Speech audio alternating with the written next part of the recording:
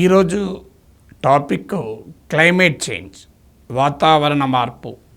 Climate change అంటే ఏమిటి, climate చేంజ్కు దారితీస్తున్న పరిణామాలేంటి, పర్యవసనాలేంటి, దేశీయంగాను అంతర్జాతీయంగాను climate change ఎదుర్కోవటానికి ఏం చేయాలి, what is climate change, what are the causes and consequences of climate change, what should be the domestic policies, international activities, international policies to combat the climate change.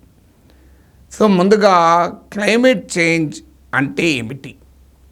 United nations ఐక్యరాజ్య సమితి నిర్వచనం ప్రకారం climate change refers to long-term shifts in the temperature and weather patterns on the earth.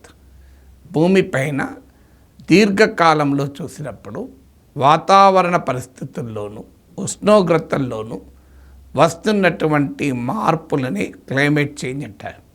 So it's a long term shifts in both temperature and weather patterns. మరి ఈ long term shifts ఎందుకు అవుతుంది? Natural factors కారణం కావచ్చు కూడా. ఉదాహరణకు sun activity, భూమిపైన వాతావరణానికి, భూమిపైన ఉష్ణోగ్రతకు కానీ వెదర్స్ కానీ ఒక కీలకమైన సోర్స్ మనకు సన్. సో సన్ యాక్టివిటీలో సూర్యునిలో జరిగేటువంటి కార్యకలాపాలలో మార్పులు వస్తాయి. సో ద సోలార్ యాక్టివిటీలో మార్పులు వస్తే కూడా భూమిపైన ఉష్ణోగ్రతల్లో వాతావరణ పరిస్థితుల్లో మార్పు వస్తాయి. రెండవది, పెద్ద ఎత్తున అగ్నిపర్వతాల బద్దలైనప్పుడు, అప్పుడు కూడా వల్కనోస్ మెల్ట్ అయినప్పుడు, బర్స్ట్ అయినప్పుడు కూడా భూమిపైన ఉష్ణోగ్రతల్లో మార్పులు రావచ్చు. ఇలాంటివి నేచురల్ ఫినామినా. కానీ ఇప్పుడు ఇండస్ట్రియల్ రెవల్యూషన్ తర్వాత, ముఖ్యంగా అంటే 1800s తర్వాత హ్యూమన్ యాక్టివిటీస్ వల్ల, అంటే మనుషులు ప్రకృతితో ఉన్న సంబంధంలో వచ్చిన మార్పుల వల్ల, మనుషులు వ్యవహరిస్తున్న తీరు వల్ల, మన మానవ కార్యకలాపాల వల్ల భూమిపైన వాతావరణ మార్పు కారణమవుతుంది అని శాస్త్రవేత్తలు అన్ని ఆధారాలతో నిరూపిస్తున్నారు. ఇది గతంలో ఎప్పుడూ లేదు. ప్రీ ఇండస్ట్రియల్ రెవల్యూషన్, పారిశ్రామిక విప్లవానికి ముందు ఈ పరిస్థితి లేదు. అంటే human actions induced climate change అనేది ఇప్పుడు ప్రధానమైన సమస్యగా మొదలైంది. అయితే క్లైమేట్ చేంజ్ అంటే కేవలం టెంపరేచర్ మార్పే కాదు. భూమి వేడెక్కడం, భూతాపము, గ్లోబల్ హీటింగ్, గ్లోబల్ వార్మింగ్ అని మనం చెప్తూ ఉంటాం. ఇది ఒక్కటే వాతావరణ మార్పు కాదు. సో భూతాపము, వాతావరణ మార్పులో తొలి మెట్టు మాత్రమే. It's the first step in the story on global warming. So తర్వాత ఈ వాతావరణ మార్పుల వల్ల జరిగే పరిణామాలేంటి, కాన్సిక్వెన్సెస్, పర్యవసనాలు ఏంటి చూస్తే తీవ్రమైన కరువు కాటకాలు సంభవించవచ్చు, ఎక్స్ట్రీమ్ డ్రాట్స్. అలాగే ఎక్స్ట్రీమ్ వెదర్ ఈవెంట్స్, అంటే తీవ్రమైనటువంటి వాతావరణ పరిస్థితులు దారితీయచ్చు. ఉదాహరణకు ఇప్పుడు ఒక్క ఏడాది పాటు కురవాల్సిన వర్షపాతం కాస్త 24 గంటల్లో 48 గంటల్లో కురుస్తుంది. ఇది this kind of an extreme rainfall events and a massive intensity of rain in a limited area and a limited time span. అత్యధిక వర్షపాతం ఒక చిన్న ప్రాంతంలో కొద్ది కాలం పాటు కురవడం అనేది ఎక్స్ట్రీమ్ వెదర్ ఈవెంట్స్కి ఒక ఉదాహరణ. దీని ఫలితంగా మనం వయనాడులో చూసాం, క్లౌడ్ బర్స్ట్గా కూడా పిలుస్తారు. కేదార్నాథ్ వరదలప్పుడు చూసాం. సో అక్కడ అనేక మానవ కార్యకలాపాల వల్ల వచ్చిన పరిణామాలతో పాటు ఈ క్లైమేట్ చేంజ్ వల్ల ఎక్స్ట్రీమ్ వెదర్ ఈవెంట్స్ రిపోర్ట్ అవుతున్నాయి. అందుకే ఒకే ఏడాదిలో కొంత పీరియడ్ కరువు, మరికొంత పీరియడ్ వరదలు, ఒక దేశంలో ఒక ప్రాంతంలో కరువు, మరో ప్రాంతంలో వరదలు సంభవిస్తున్నాయి. అలాగే ఈ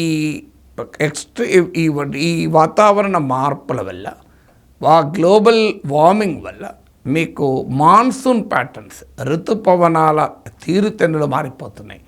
ఎల్నీనో, లానినో లాంటి ప్రభావాలకు గురవుతున్నాం. మరీ ముఖ్యంగా వరదలు సంభవిస్తున్నాయి. పోలార్ ఐస్, అంటే ఉత్తర దక్షిణ ధృవాల్లో నార్త్ పోల్ సౌత్ పోల్లో ఉన్న ఐస్ మెల్ట్ అవుతుంది.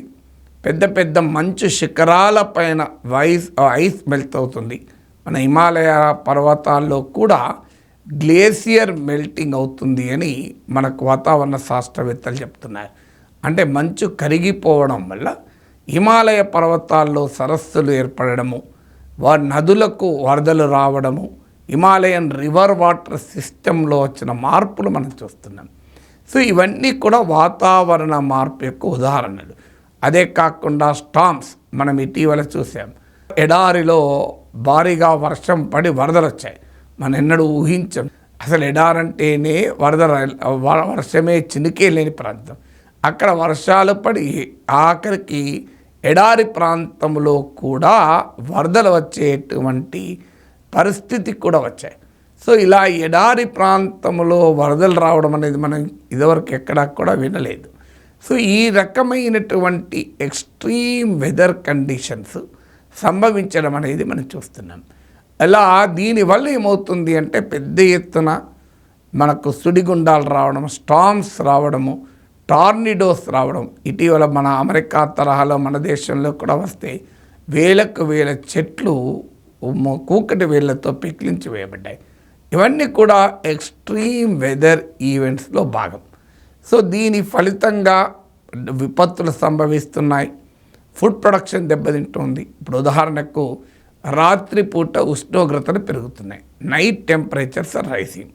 Food and agriculture organization FAO అంచనా ప్రకారం this is resulting in food losses. అంటే నైట్ టెంపరేచర్స్, రాత్రిపూట ఉష్ణోగ్రతలు పెరగడం వల్ల ఆహార ఉత్పత్తి పైన ప్రతికూల ప్రభావం పడుతుంది.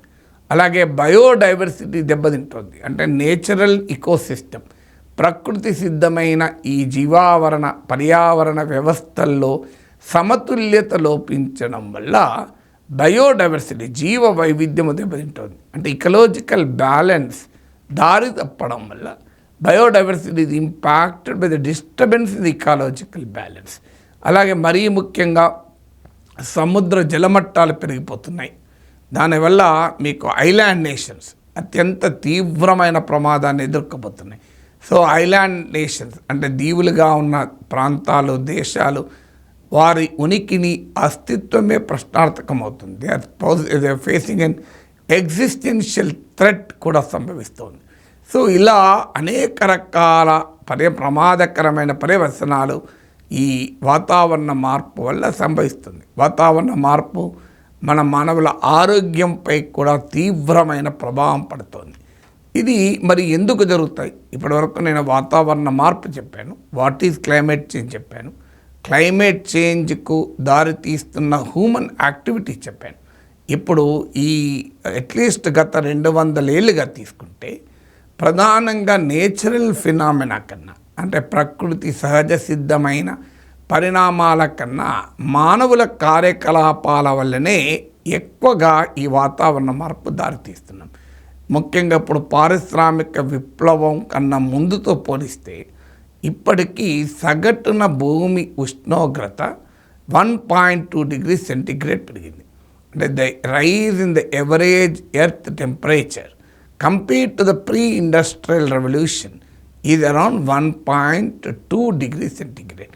ఇది 1.5 degrees మించకూడదు. ఇది మించితే చాలా భయోత్పాతాలు దారితీసే పరిణామాలు ఉంటాయి అనేది ఇప్పుడు ఆందోళన. సో అందువల్ల గ్లోబల్ వార్మింగ్ అనేది ఇది ప్రపంచమయ పరిస్థితి. ఎందుకంటే climate is inter connected phenomena. భూమి పైన ఒకదానితో ఒకటి సంబంధాలు ఉంటాయి. ఇప్పుడు చెట్లు నరికేయడం వల్ల వరదలు వస్తాయి.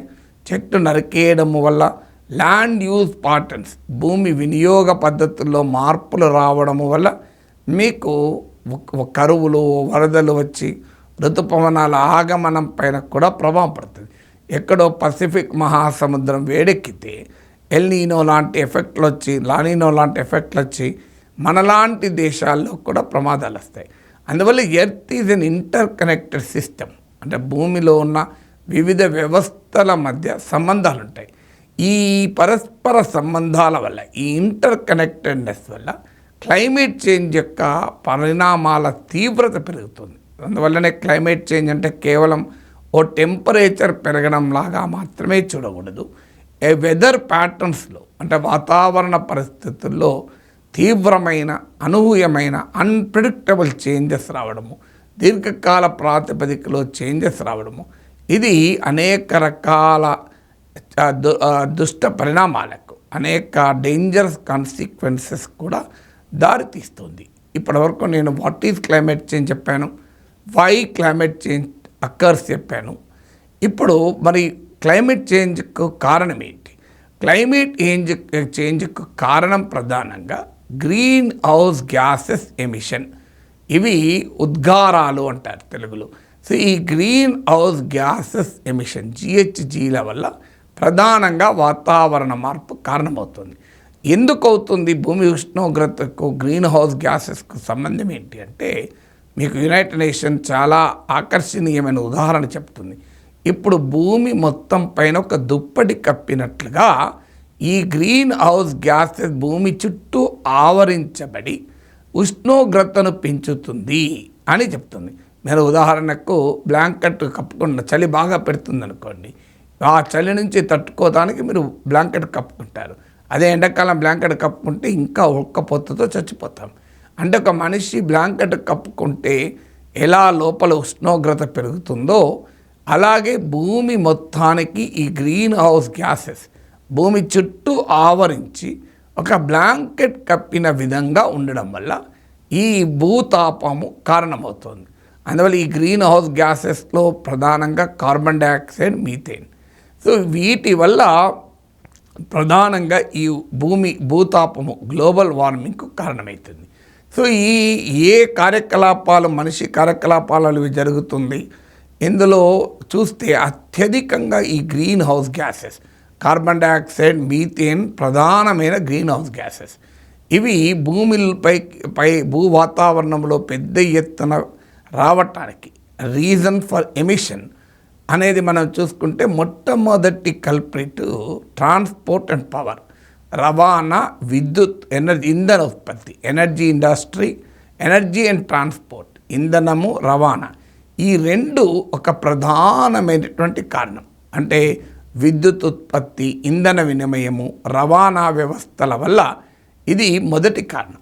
రెండవది ఇండస్ట్రీ వల్ల, పారిశ్రామికీకరణ, పరిశ్రమలు వెదజల్లేటువంటి వాటి వల్ల గ్రీన్ హౌస్ గ్యాసెస్ పెరుగుతుంది.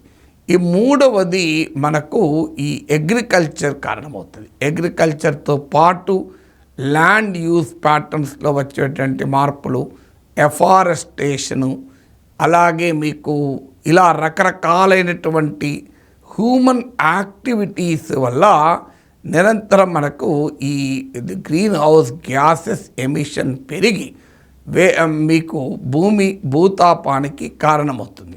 సో వీటిని ఎదుర్కోవడం ఎలా, వీటిని ఏం చేయాలి? అనివార్యంగా మన ఎకనామిక్ డెవలప్మెంటు, జనాభా ప్రజల అవసరాలు తీర్చడానికేమో మనం ఫుడ్ ప్రొడ్యూస్ చేయాల్సిందే, ఆహారాన్ని ఉత్పత్తి చేయాల్సిందే, మనము కరెంట్ ఉత్పత్తి చేయాల్సిందే, పరిశ్రమలు పెట్టాల్సిందే, మానవుల అవసరాలైన మ్యానుఫ్యాక్చర్ గూడ్స్ తీరాలి కనుక ఎనర్జీ వాడాల్సిందే. ఇవన్నీ కూడా అనివార్యంగా మనం చేయాలి.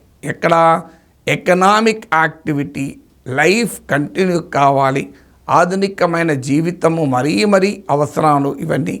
అందువల్ల దీనికి మార్గం లేదు. కానీ అదే సమయంలో వీటి వల్ల తీవ్రమైన పర్యావరణ విధ్వంసము, ప్రకృతిలో అనవసరపు జోక్యం పెరిగి భూతాపానికి కారణమవుతుంది. అందుకే ఎక్కడ బ్యాలెన్స్ చేయాలి, ఆర్థికాభివృద్ధికి అలాగే వాతావరణ మార్పుకు మధ్య ఎలా సమతుల్యత పాటించాలి, how to find a fine balance between the imperatives of economic development and the need to combat climate change. ఈ రెండింటి మధ్య ఎలా బ్యాలెన్స్ చేయాలని. ఇప్పుడు మన దేశము అమెరికా, చైనా తర్వాత ప్రపంచంలోనే third most emitter of green house gases. Economic survey 2023-24 ప్రకారము భారతదేశం ప్రపంచంలో క్యూములేటివ్గా చూసుకుంటే, అంటే మొత్తం గ్రీన్ హౌస్ గ్యాసెస్ ఎమిషన్ను లెక్కేస్తే అంటే మొత్తం ఉద్గారాల ఉత్పత్తిని లెక్కేస్తే మనం 3వ స్థానం ఉంటాం. We stand third in terms of global emission. అయితే తలసరి ఉద్గారాలు అంటే per capita green house gases వీటిని చూసుకుంటే మళ్ళీ మనము ఆ స్థాయిలో ఉండము. సో అందువల్ల ఈ ఆర్థికాభివృద్ధిని, వాతావరణ మార్పు అవసరాలను మధ్య ఎలా సమన్వయపరచాలి అన్నది ఇప్పుడు ఒక ప్రధానమైన ఛాలెంజ్గా మన ముందుకు వస్తుంది. ఇప్పటి వరకు నేను క్లైమేట్ చేంజ్ అంటే ఏమిటి, క్లైమేట్ చేంజ్ కారణాలు ఏంటి, ఏ పరిణామాల వల్ల క్లైమేట్ చేంజ్ సంభవిస్తోంది, హ్యూమన్ ఫ్యాక్టర్స్ ఏంటి, దీని కాన్సిక్వెన్సెస్ ఏంటి అని చెప్పాను. ఇప్పుడు నెక్స్ట్ పార్ట్ ఆఫ్ ది లెక్చర్లో మనకు అర్థం కావాల్సింది how to combat this climate change. ఈ వాతావరణ మార్పుల్ని మనము ఎలా ఎదుర్కోవాలి. యునైటెడ్ నేషన్స్ ఆధ్వర్యంలో United Nation framework convention and climate change అని కాన్ఫరెన్స్ ఆఫ్ పార్టీస్ సమావేశాలు జరుగుతాయి. అనేక అంతర్జాతీయ ఒప్పందాలు కుదిరాయి. ఇటీవల ప్యారిస్ అగ్రిమెంటు, అది రియోలో ఎర్త్ సదస్సు, ధరిత్రి సదస్సు నుంచి మొదలుకొని ఇటీవల ప్యారిస్ అగ్రిమెంట్ వరకు అనేక ఒప్పందాలు కుదిరాయి. కానీ ప్రపంచంలో వాతావరణ మార్పు అవసరం అందరికీ. ఎందుకంటే భూమి ఉష్ణోగ్రతల్ని ప్రీ ఇండస్ట్రియల్ రెవల్యూషన్తో, పారిశ్రామిక విప్లవానికి ముందు ఉన్న ఉష్ణోగ్రతతో 1.5 degrees మించకూడదు. ఆల్రెడీ మనకు 1.2 degrees సెంటిగ్రేడ్కి వచ్చేసాం. So very little elbow is left, very little room is left. We have to limit the global temperatures to below 1.5 degrees average global temperatures compared to the pre-industrial revolution. పారిశ్రామిక విప్లవానికి ముందు ఉన్న ఉష్ణోగ్రతలతో పోలిస్తే 1.5 degrees మించకూడదు. ఇది కానీ చాలా వేగంగా ఉష్ణోగ్రతలు పెరుగుతున్నాయి. ఇప్పుడు 2011 to 2020 డికేడ్ ఇది hottest decade in the history of the world. ఈ భూమిపైన ఇంతవరకు 1,00,000 సంవత్సరాల చరిత్ర తీసుకుంటే ఇంత వేడి ఎప్పుడూ లేదు మనకు. అందులో గత 200 ఏళ్లలో తీసుకుంటే ఈ దశాబ్దాన్ని మించిన వేడైన దశాబ్దం ఇంకోటి లేదు. This is the hottest decade in the last 200 years. The present levels of temperature was unheard of in last 1 lakh years. గత 1,00,000 ఏళ్ళ భూమి చరిత్ర తీసుకున్న ఈ స్థాయిలో ఉష్ణోగ్రతలు ఎప్పుడూ లేవు. అలాగే లాస్ట్ 4 decades మీరు వరుసగా చూస్తే ఎవ్రీ డికేడ్ ఇది రికార్డ్ హాటెస్ట్ డికేడ్. అంటే ఒక దశాబ్దానికి మరో దశాబ్దానికి పెరుగుతూనే ఉంది. సో ఈ కాన్సిక్వెన్సెస్ అనేది, వీటి పర్యవసనాలు భూమి పైన ఉన్న అందరూ అనుభవించాల్సిందే. ఎప్పుడు ఒకరు అనుభవిస్తారు, ఇంకోరు అనుభవించారు అని చెప్పలేము. ఎందుకంటే ప్రపంచము గ్లోబల్లీ ఇంటర్ కనెక్టెడ్. మన కోవిడ్ నేర్పింది ప్రపంచం ఎలా ఇంటర్ కనెక్టెడ్. మంకీ పాక్స్ నేర్పుతోంది. ఎక్కడో డెమోక్రటిక్ రిపబ్లిక్ ఆఫ్ కాంగోలో పుట్టిన మంకీ పాక్స్ అనే ఎంపాక్స్ అనే వైరస్ ప్రపంచంలో ఆఫ్రికాలో పుట్టి అది అమెరికాలో, యూరోప్ కూడా పాకిస్తాన్, భారతదేశానికి కూడా వచ్చింది. చైనాలో వుహాన్లో పుట్టినటువంటి కరోనా వైరస్ ప్రపంచం మొత్తాన్ని వణికించినటువంటి పరిస్థితి మనం చూసాం. అందువల్ల this is the world is increasingly interconnected. భూమియే పరస్పర ఆధారిత స్వభావాన్ని కలిగి ఉంటుంది. ఎర్త్ నేచురల్ సిస్టమ్ అనేది ఇంటర్డిపెండెంట్గా ఉంటుంది. అందులో హ్యూమన్ సివిలైజేషన్ యొక్క ప్రోగ్రెస్, మానవ నాగరికత ప్రగతిలో మనము పరస్పర సంబంధాలు ఇంకా పెరిగిపోయాయి. అందువల్ల క్లైమేట్ యాక్షన్, వాతావరణ మార్పును ఎదుర్కోవడం అనేది అన్ని దేశాలకు అవసరం. ఎందుకంటే ఇది అన్ని దేశాల సమస్య. అందుకే United Nation framework convention and climate change ఏమన్నది, it is the universal responsibility, ప్రపంచ దేశాల సార్వత్రిక బాధ్యత. ఇట్ ఈస్ ది యూనివర్సల్ కమిట్మెంట్గా ఉండాలి అని ఈ conference of parties United Nation framework convention on climate చేంజ్లో వీటిని అన్ని దేశాలు తమ క్లైమేట్ యాక్షన్ గోల్స్ ఏంటి, వాళ్ళు ఏం చేయగలుగుతారు, ఈ వాతావరణ మార్పును ఎదుర్కోవటానికి గ్రీన్ హౌస్ గ్యాసెస్ ఎంత తగ్గిస్తారు, ఎలా తగ్గిస్తారు అంటూ తమ క్లైమేట్ యాక్షన్ ప్లాన్లు, కమిట్మెంట్లు ఇవ్వమని అడుగుతుంటారు. అంటే నేషనల్ టార్గెట్స్ ఏంటి, జాతీయ లక్ష్యాలు ఏంటి. ఎందుకంటే ప్రపంచము ఈ ఉద్గారాలను తగ్గించాలి అంటే ప్రపంచంలోని అన్ని దేశాలు కమిట్మెంట్స్ ఇస్తేనే అవన్నీ కలిపితే వరల్డ్ కమిట్మెంట్ అవుతుంది. అందువల్ల ఈ United Nation framework convention on climate చేంజ్లో అన్ని దేశాలను కూడా మీరు ఎంత గ్రీన్ హౌస్ గ్యాసెస్ తగ్గిస్తారు అని యూనివర్సల్ కమిట్మెంట్స్ అడుగుతుంటారు. అయితే యూనివర్సల్ రెస్పాన్సిబిలిటీతో పాటు డిఫరెన్షియేటెడ్ రెస్పాన్సిబిలిటీ ఉండాలి. Universal but differentiated, universal and differentiated responsibility ఉండాలి అని భారతదేశము ఇతర అభివృద్ధి చెందుతున్న దేశాలు వాదిస్తున్నాయి. కానీ యూనివర్సల్ రెస్పాన్సిబిలిటీకి మాత్రమే అందరి బాధ్యత, ఇది అందరము కలిసి చెయ్యాలి అని అభివృద్ధి చెందిన దేశాలు చెప్తున్నాయి. సో ఈ political economy of climate, global climate పాలిటిక్స్ను పరిష్కరించకుండా వాతావరణ మార్పును మనం ఎదుర్కోలేం. సో అందువల్ల ప్రధానమైన తేడా ఎక్కడ వస్తుంది, అభివృద్ధి చెందుతున్న దేశాలేమో ఇది అందరి బాధ్యత అంటుంది. మనము భారతదేశం కానీ ఇతర అభివృద్ధి చెందుతున్న దేశాలు ఏమంటున్నది, ఇది అందరి బాధ్యత కానీ అందులో కొందరిది ఎక్కువ బాధ్యత అంటున్నాం. So universal but differentiated responsibility అని. సో అందువల్ల ఎందుకు ఈ తేడా ఏంటి మరి, దీనికి మనం చెప్పే కారణం, భారతదేశం కానీ ఇతర డెవలపింగ్ కంట్రీ చెప్పే కారణం ఏంటంటే ఈ అన్ని దేశాలు కూడా ఒకే లెవెల్ ఆఫ్ ఎకనామిక్ డెవలప్మెంట్లో లేవు. అన్ని దేశాలు కూడా ఆర్థికంగా ఒకే స్థాయిలో లేవు. ఆర్థికంగా డెవలప్మెంట్ లెవెల్స్, డెవలప్మెంట్ గోల్స్ వేరున్నాయి, అభివృద్ధి గోల్స్. ఇప్పుడు ఉదాహరణకు మీకు ఇప్పటికీ కూడా నియర్లీ ప్రపంచంలో ఒక 78 కోట్ల మంది ఇప్పటికీ కూడా ఎలక్ట్రిసిటీ లేకుండా ఉన్నారు, కరెంటు కూడా లేకుండా. కానీ అమెరికాలో మన ప్రతి ఒక్కరికి రిఫ్రిజిరేషన్ ఉంది. సో 78 crore పీపుల్, ఎస్పెషల్లీ ఇందులో 80% సబ్ సహారన్ ఆఫ్రికాలో ఉన్నారు, అంటే సహారా ఎడారి చుట్టూ ఉన్న దేశాల్లో ఉన్నారు. ఇప్పటికీ వాళ్ళకి కరెంట్ లేదు. మరి వారు కూడా గ్లోబల్ ఎమిషన్స్కి ఈక్వల్గా కంట్రిబ్యూట్ చేస్తున్నారా?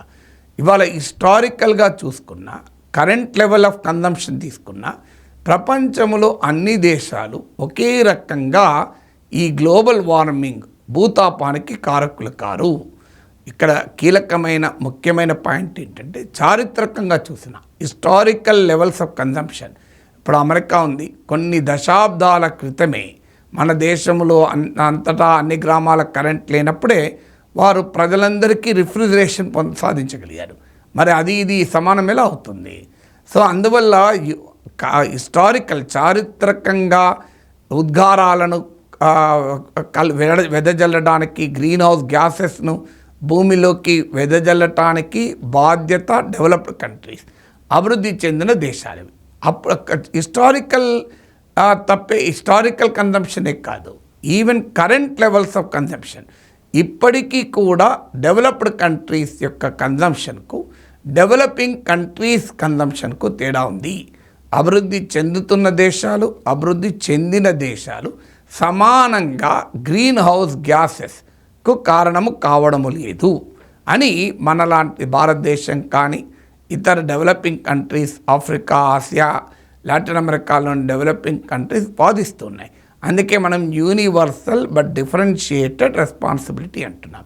ఉదాహరణకు మీకు కొన్ని గణాంకాలు ఎకనామిక్ సర్వే 2023-24లో క్లైమేట్ చేంజ్ అనే చాప్టర్లో ఇచ్చిన గణాంకాలు మీ ముందు పెడతాను. ఉదాహరణకు అమెరికాలో సగటున ఒక వ్యక్తి 12,700 కిలోవాట్ అవర్స్ ఆఫ్ కరెంటు వాడుతున్నాడు. కానీ ఆఫ్రికాలో 185 కిలోవాట్ అవర్సే వాడుతున్నారు. ఎక్కడ 12,700, ఎక్కడ 185. Per capita electricity consumption in United states is 12,700 kilowatt hours. Per capita electricity consumption in Africa is only 185 kilowatt hours. Current ఉత్పత్తి కావాలి అంటే అనివార్యంగా గ్రీన్ హౌస్ గ్యాసెస్ ఎమిషన్ అవుతుంది. ఈవెన్ మీకు రిన్యూవబుల్ ఎనర్జీస్ కూడా, అంటే కేవలము బొగ్గు ఆధారిత థర్మల్ విద్యుత్తే కాదు, ఈవెన్ సౌర విద్యుత్తులో కూడా పరోక్షంగా గ్రీన్ హౌస్ గ్యాసెస్ అవుతాయి. అది నేను తర్వాత మాట్లాడతాను. ఎందుకంటే ఆ సోలార్ ప్యానల్స్ తయారు చేయాలంటే కూడా రేర్ ఎర్త్ మెటల్స్ కావాలి, కోబాల్ట్, నికెల్ ఇలాంటివి. సో కాపర్ ఇలాంటివన్నీ కూడా చాలా ఎన్విరాన్మెంటల్లీ డిస్ట్రక్టివ్ మైనింగ్ ఉంటుంది. పర్యావరణ విధ్వంసానికి కారణమైన మైనింగ్ ద్వారా ఈ రేర్ ఎర్త్ మెటల్స్ వెతికి తీయాలి. అవి వెతికి తీసి మన సోలార్ ప్యానల్స్గా చిప్స్గా తయారు చేయాలంటే భారీగా వినియోగం వాడాలి. అందువల్ల కరెంట్ ఉత్పత్తి చేసేవాడికి కరెంటు వాడేవాడికి వాడని వాడికి బాధ్యత ఒకే రకంగా ఎలా ఉంటుంది. ఇప్పుడు ఆఫ్రికా రెస్పాన్సిబిలిటీ, అమెరికా రెస్పాన్సిబిలిటీ ఒకే రకంగా ఎలా ఉంటుంది, ఇది మనం వాడే వాదన. ఇప్పుడు ఉదాహరణకు గ్లోబల్ 1%, అంటే ప్రపంచంలో 1% వారు టాప్ 1% కన్జంప్షన్ ఎంత అంటే 1000 times higher than the bottom 1%. అంటే ప్రపంచంలో వినిమయాన్ని మనం చూస్తే ప్రపంచంలో ఉన్న టాప్ 1% పైన ఉన్న 1%, కింద ఉన్న 1% కన్నా 1000 రెట్లు ఎక్కువ వినిమయం చేస్తూ 1000 రెట్లు ఎక్కువగా గ్రీన్ హౌస్ గ్యాసెస్ ఎమిషన్కు కారణమవుతున్నారు. అలాగే global top 10% account for 200 times the bottom 10%. ప్రపంచంలో ఉన్న 10% పైన ఉన్నవారు 200 రెట్లు ప్రపంచంలో కింద ఉన్న వారితో పోలిస్తే అధిక వినిమయం చేస్తున్నారు. ఇప్పుడు చెప్పండి, సమానంగా ఈ సమస్యకు కారకులు కానప్పుడు సమానమైన బాధ్యత ఎలా ఉంటుంది? When the contribution, when the cause, అంటే ఈ పరిస్థితికి, క్లైమేట్ చేంజ్కు, గ్లోబల్ గ్రీన్ హౌస్ గ్యాసెస్ ఎమిషన్కు we are not equally responsible. Some are more contributing more than, అందువల్ల వాళ్ళ బాధ్యత కూడా ఎక్కువ తీసుకోవాలి. Universal and but differentiated responsibility అనేది భారతదేశము, ఇతర డెవలపింగ్ కంట్రీస్ వాదిస్తున్నాయి. ఎందుకు డెవలప్డ్ కంట్రీస్ అంగీకరించడం లేదు? ఇవాళ ఆధునిక టెక్నాలజీ వినిమయంలో కూడా మనకు తేడా ఉంది. ఇప్పుడు ఉదాహరణకు ఆర్టిఫిషియల్ ఇంటెలిజెన్సే ఉంది. ఆర్టిఫిషియల్ ఇంటెలిజెన్స్, ఈ డేటా సెంటర్స్ విపరీతమైన ఎనర్జీ బకాసులు, వీళ్ళు ఇంధన బకాసులు అంటారు. అంత స్థాయిలో మీకు ఈ ఇంధన వినిమయం ఉంటుంది.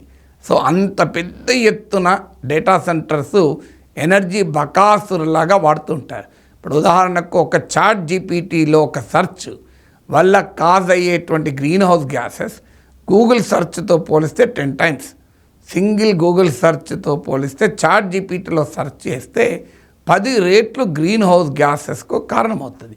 ఎందుకంటే ఆ చాట్ జీపీటీ తయారు కావాలంటే డేటా సెంటర్లు పనిచేయాలి. డేటా సెంటర్లు పనిచేయాలంటే పెద్ద ఎత్తున విద్యుత్ వినిమయం అవసరం. ఆ పవర్ కన్జంప్షన్ కావాలంటే పవర్ ప్రొడక్షన్ కావాలి. అప్పుడు అనివార్యంగా గ్రీన్ హౌస్ గ్యాసెస్ కారణమవుతుంది. సో ఇలా అందరూ ఒకే రకంగా లేరు. దీని సమస్య బాధితులేమో పేదవారు ఎక్కువ. మీరు ఒక అంతర్జాతీయ స్థాయిలోనే కాదు, దేశంలో కూడా చూడండి. ఒక డీజిల్ కార్, లగ్జరీ కార్ వేసుకొని రోజు ప్రయాణం చేసే వ్యక్తి ఆర్టీసీ బస్సులో ప్రయాణం చేసే వ్యక్తితో పోలిస్తే చాలా రెట్లు ఎక్కువ గ్రీన్ హౌస్ గ్యాసెస్ ఎమిట్ చేస్తుంటాడు. ఎందుకంటే బస్ అనేది ప్రయాణం చేసేటప్పుడు అందులో 50 మంది 60 మంది కంట్రిబ్యూట్ చేస్తారు ఆ గ్రీన్ హౌస్ గ్యాసెస్కు, ఆ డీజిల్ కన్జంప్షన్ వల్ల జరిగే గ్రీన్ హౌస్ గ్యాసెస్కు. కానీ కారులో పోతున్న వ్యక్తి ఒక్కడే పోతాడు. అందువల్ల మీకు మరి అనుభవించే వాళ్ళు ఎవరు? ఆ గ్యాసెస్ ఎమిషన్ వల్ల రోడ్డు పక్కన స్లమ్స్లో ఉండేవారు, వారు లెడ్ పీల్చి వారి బ్లడ్లో లెడ్స్ డెన్సిటీ పెరిగి అనారోగ్యానికి మాత్రం వారు కారణమవుతాడు. అంటే ప్రపంచంలో విలాసవంతుల, ధనవంతుల, ఐశ్వర్యవంతుల వస్తు వినిమయ విశృంఖల సంస్కృతి కూడా వాతావరణ మార్పుకు ఎక్కువ కంట్రిబ్యూట్ చేస్తుంది. The luxurious life styles, luxurious consumption of the rich is contributing more to the climate change. ఇది భారతదేశం కానీ ఇతర దేశాలు చెప్పేది.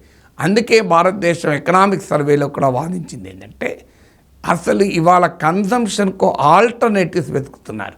అంటే ఉదాహరణకు మీరు బొగ్గు ఆధారిత విద్యుత్ వాడద్దు, అణు విద్యుత్ వాడాలి, లేదు సోలార్ ఎనర్జీ వాడాలి అని చెప్తున్నారు. ఇది సమస్యకు కొంతమేరకు మాత్రమే పరిష్కారం. ఎందుకంటే ఆ సోలార్, నేను ఇంతకుముందు చెప్పినట్లు సోలార్ ఎనర్జీ తయారు చేయాలన్నా ఆ ప్యానల్స్కు అనివార్యంగా మీకు రేర్ ఎర్త్ మెటల్స్ కావాలి.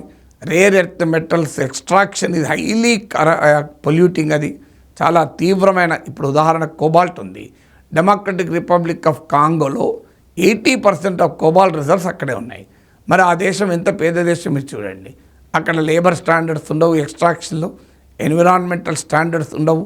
ఈ రేర్ ఎర్త్ మెటల్ చాలా మట్టుకు అవి రేరే కాదు, కొన్ని రేర్ ఎర్త్ మెటల్స్గా పిలువబడేవా మెటల్స్ భూమిలో దొరుకుతాయి, బాగానే దొరుకుతాయి, కానీ చాలా తక్కువ కాన్సన్ట్రేషన్లు దొరుకుతాయి. అంటే నీవు పెద్ద ఎత్తున ఎక్స్ట్రాక్ట్ చేసి మైనింగ్ చేస్తే అందులో కొద్ది మాత్రమే దొరుకుతుంది.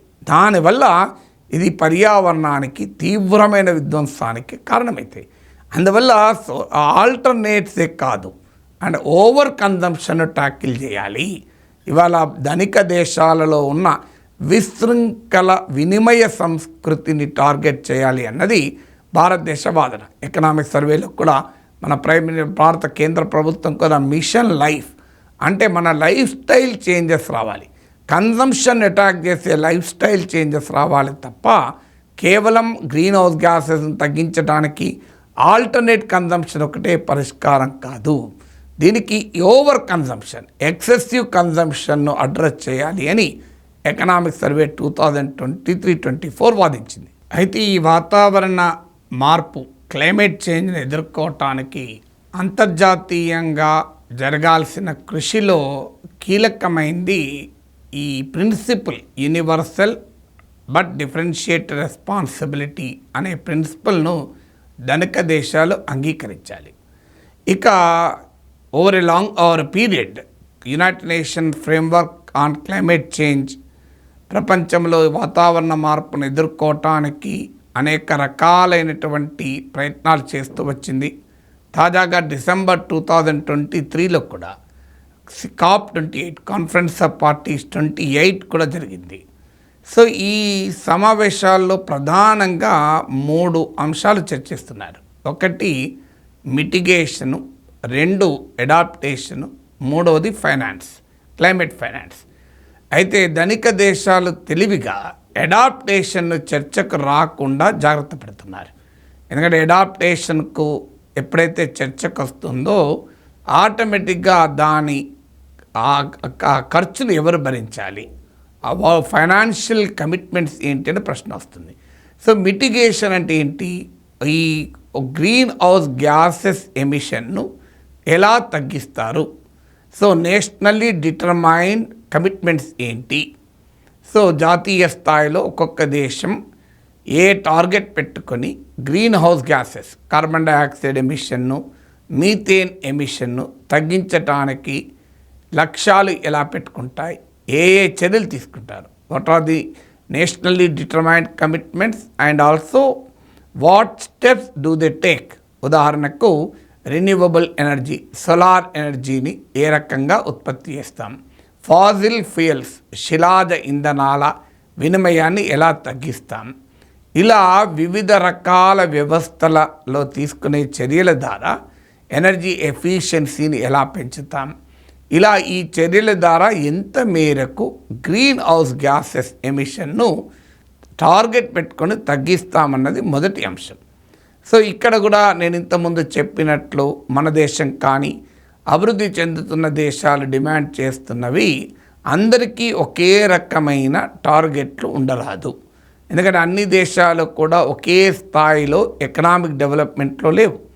అందువల్ల ఎకనామిక్ డెవలప్మెంట్లో వెనుకబడిన దేశాలు అనివార్యంగా తాము ఎకానమీ డెవలప్ కావాలి అంటే ఎనర్జీ అవసరం. అందువల్ల ఈ టార్గెట్స్ పెట్టి బలవంతాన రుద్దితే ఎకనామిక్ డెవలప్మెంట్ కాంప్రమైజ్ అవుతుంది, ఆర్థికాభివృద్ధి సన్నగిల్లుతుంది. అందువల్ల ధనిక దేశాలు, పారిశ్రామికంగా అభివృద్ధి చెందిన దేశాలు ఎక్కువ కమిట్మెంట్ తీసుకోవాలి. Industrialise countries, richer nations who are historically responsible for this emissions, చారిత్రకంగా ఈ ఇండస్ట్రియల్ రెవల్యూషన్లో ముందుండి పారిశ్రామిక విప్లవంలో అప్పటి నుంచి కూడా ఈ విషవాయువుల్ని ప్రకృతిలోకి, పర్యావరణంలోకి వదులుతున్న దేశాలు ఇప్పటికీ కూడా తమ ఓవర్ కన్జంప్షన్, విశృంఖల వినిమయం ద్వారా వదులుతున్న కంట్రీస్ ఎక్కువ లక్ష్యాలు తీసుకోవాలి.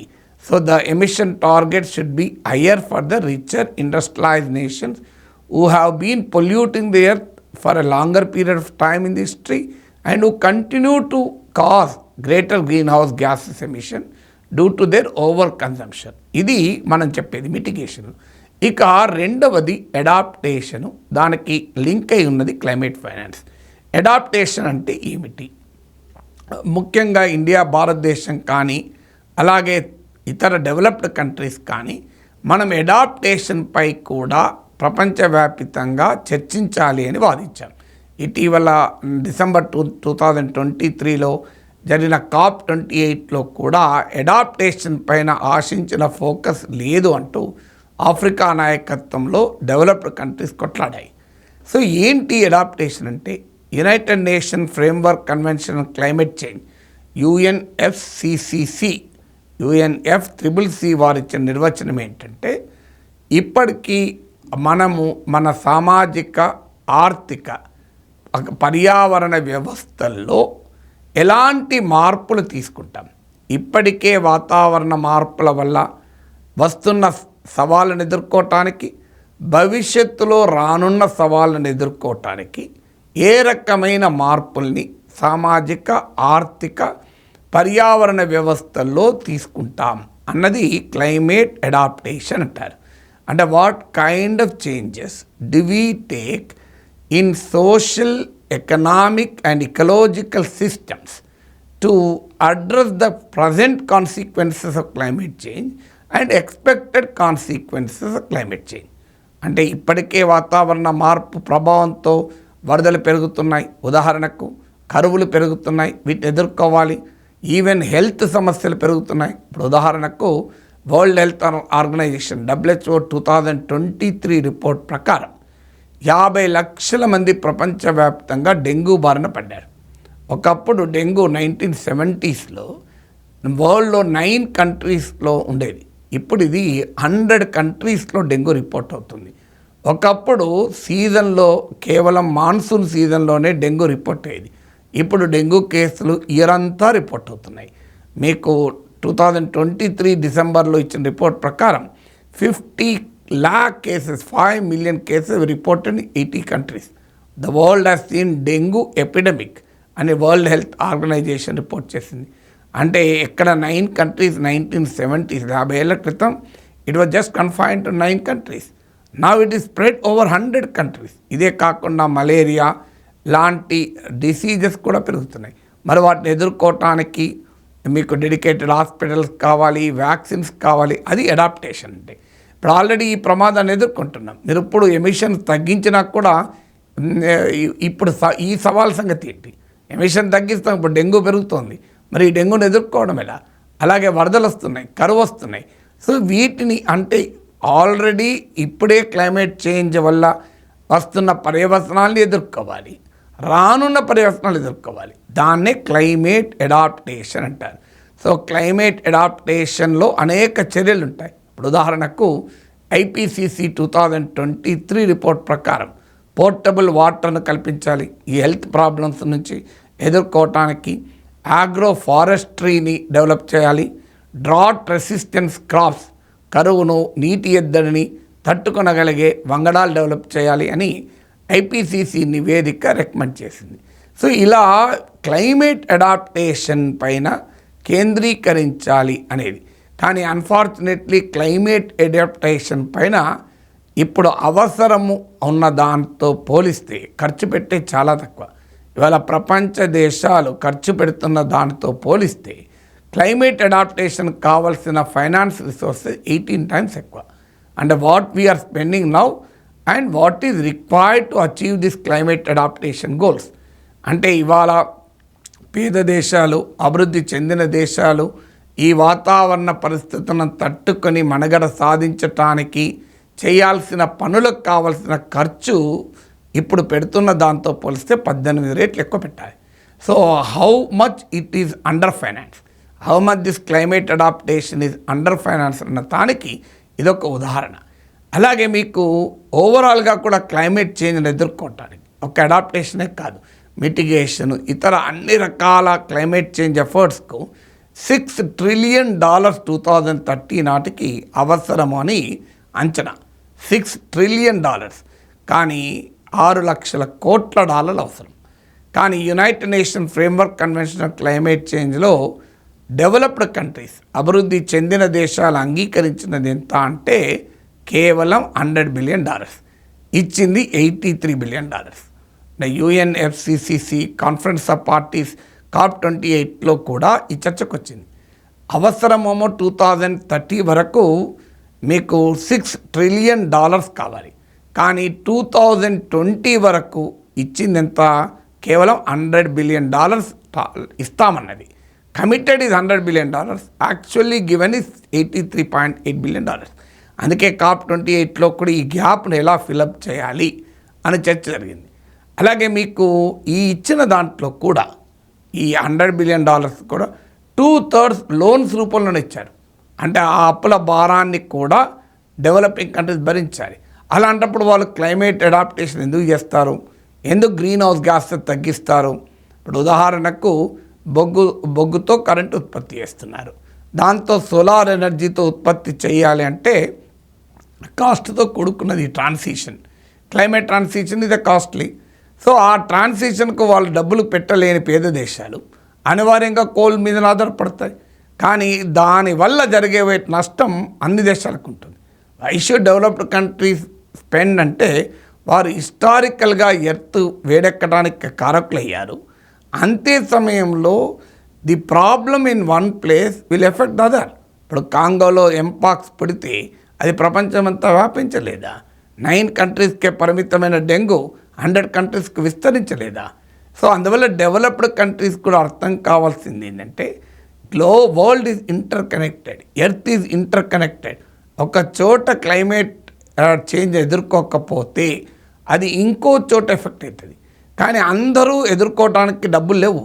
ఇప్పుడు భారతదేశం లాంటి దేశము, ఇప్పుడు మనము United Nation framework convention climate చేంజ్కు ఇచ్చిన నివేదికలో భారతదేశం చెప్పింది ఏంటంటే we are spending 5.6% of our GDP on climate adaptation.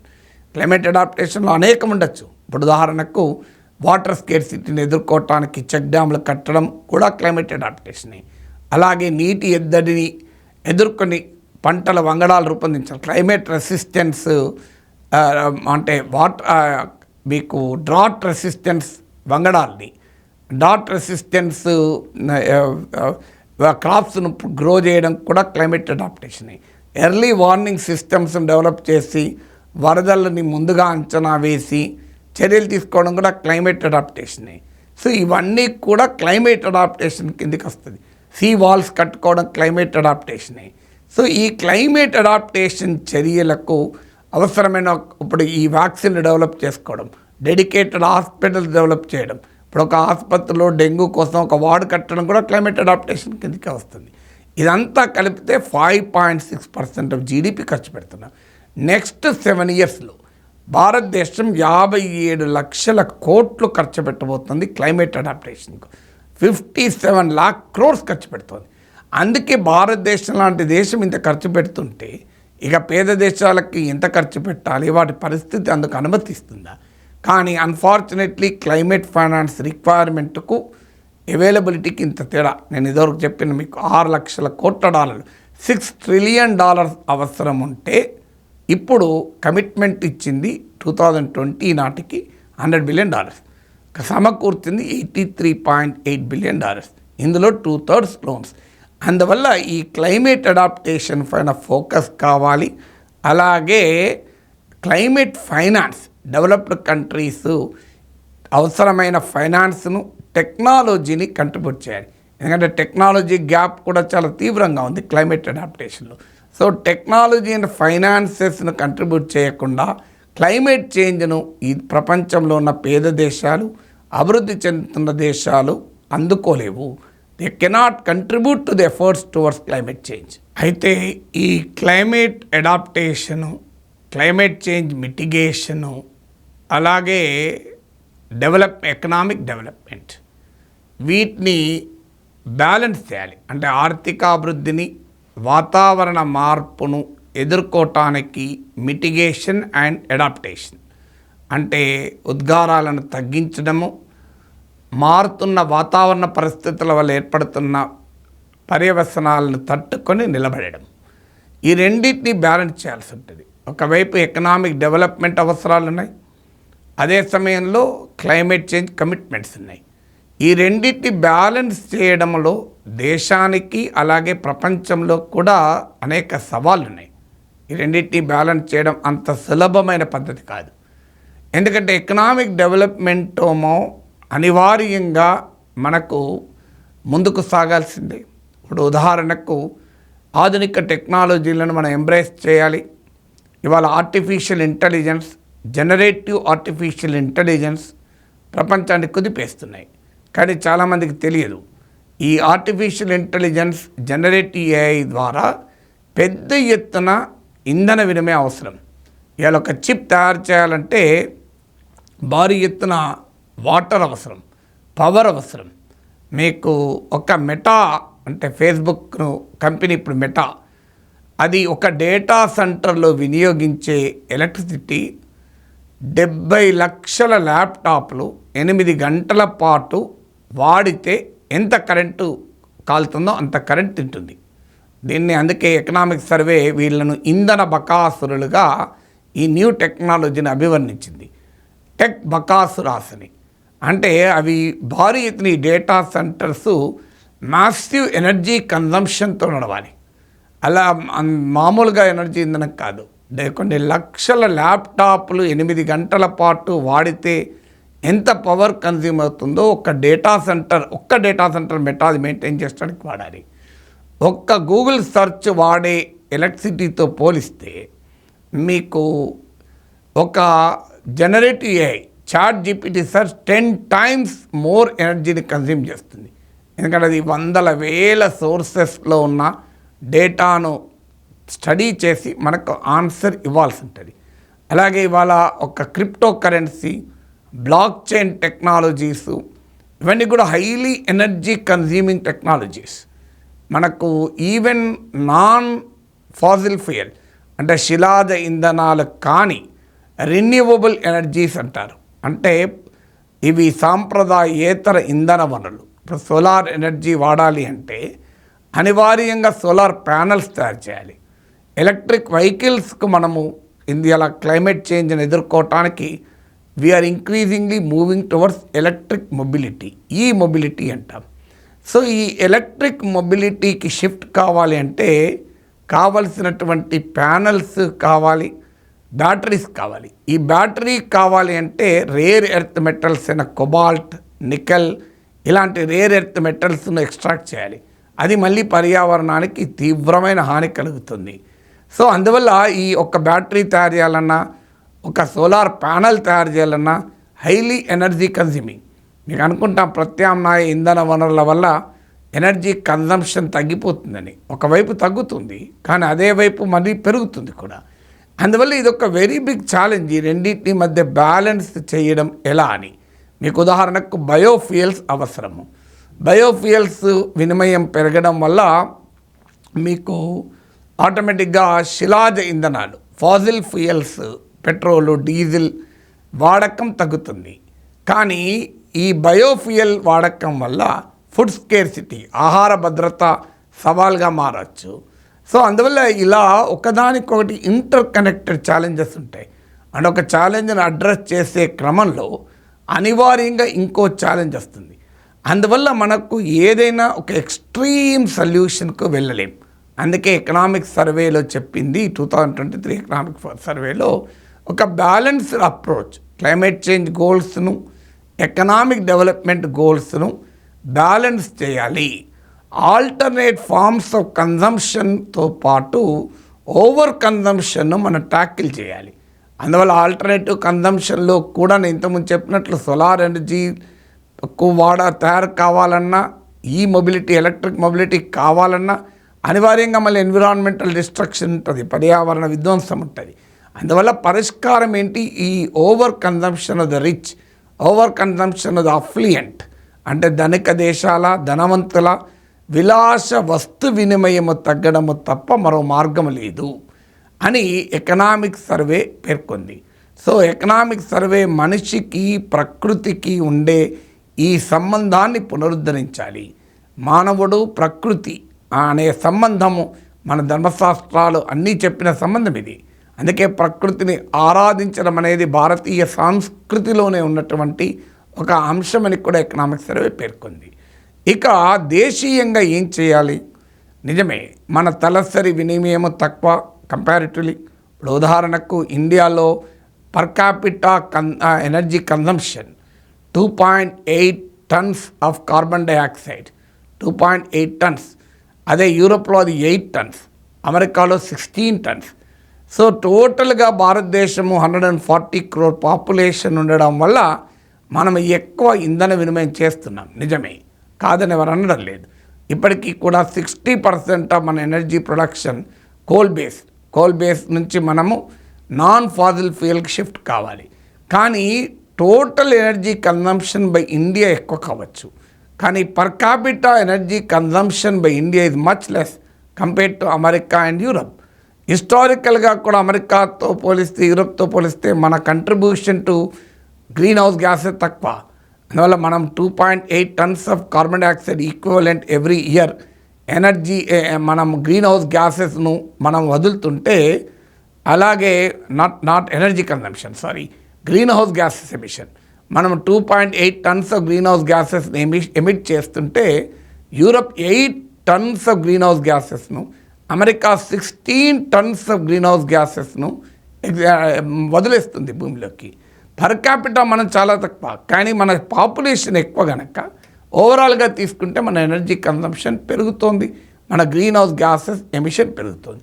అందువల్ల అంతర్జాతీయంగా climate justice, climate adaptation, climate finance, వీటిపైన మనము ఇతర డెవలపింగ్ కంట్రీస్తో కలిసి మీరు ఒక సమతుల్యమైన న్యాయమైన వాతావరణ నిబద్ధతల కొరకు, వాతావరణ మార్పు వ్యూహాల కొరకు మనం పోరాడాల్సిందే. ఈక్విటబుల్ మీకు బ్యాలెన్స్డ్ క్లైమేట్ ఆర్డర్ కొరకు. కానీ అదే సమయంలో we cannot be oblivious to the fact that India is the third largest emitter of green house gases. ప్రపంచంలో అమెరికా, చైనా తర్వాత అత్యధికంగా గ్రీన్ హౌస్ గ్యాసెస్ను వదులుతున్న దేశం భారతదేశం. అందువల్ల మన గ్రీన్ ట్రాన్సిషన్ కూడా చాలా కీలకం. ఇంటర్నేషనల్గా పాలసీస్లో మార్పు కొరకు ప్రయత్నిస్తూనే గ్రీన్ ట్రాన్సిషన్ కొరకు కూడా మనము కృషి చేయాలి. ఈ గ్రీన్ ట్రాన్సిషన్లో ఏంటి? నేను మొదట్లోనే చెప్పినట్లు the biggest culprit is the transport and power industry. ఇక్కడ పెద్ద ఎత్తున మార్పులు తీసుకురావాలి. మనము నాన్ ఫాజిల్ ఫ్యూయల్ ఎనర్జీ వైపుగా వెళ్ళాలి.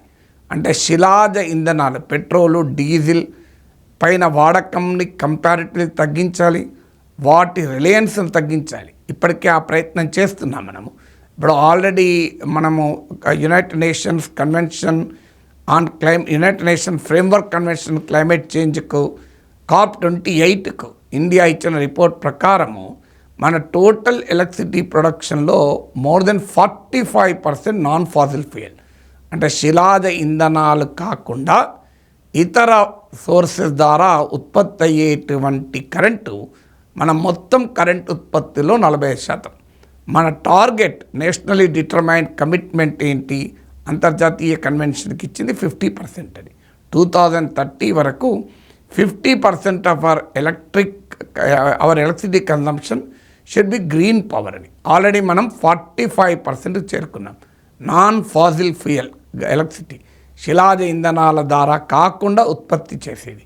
సో అందువల్ల భారతదేశం ఈ ఎనర్జీ ట్రాన్సిషన్, క్లీన్ ఎనర్జీస్ వైపుగా ట్రాన్సిషన్ చేయాలి. ఇక్కడ ఛాలెంజ్ ఏంటంటే ఇప్పటికీ కూడా రెన్యూవబుల్ ఎనర్జీస్ ఆర్ కాస్ట్లియర్.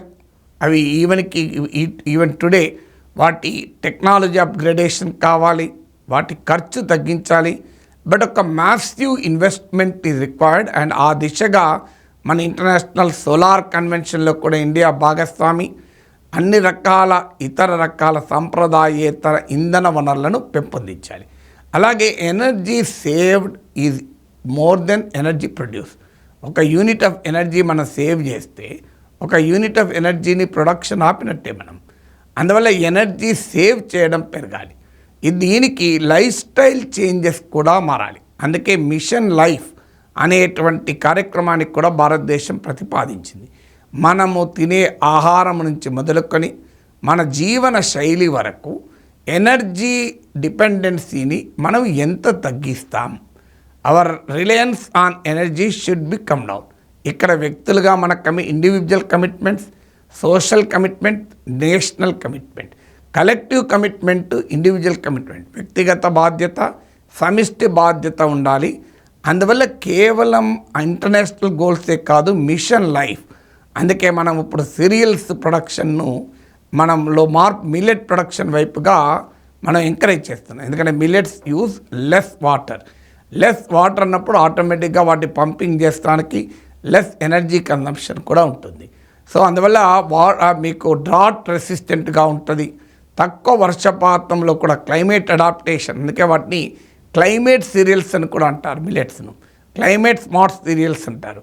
అందువల్ల మిల్లెట్ కన్సంప్షన్ను మనం పెంచడానికి నేషనల్ మిల్లెట్ మిషన్ను మనం పిలిపించాం.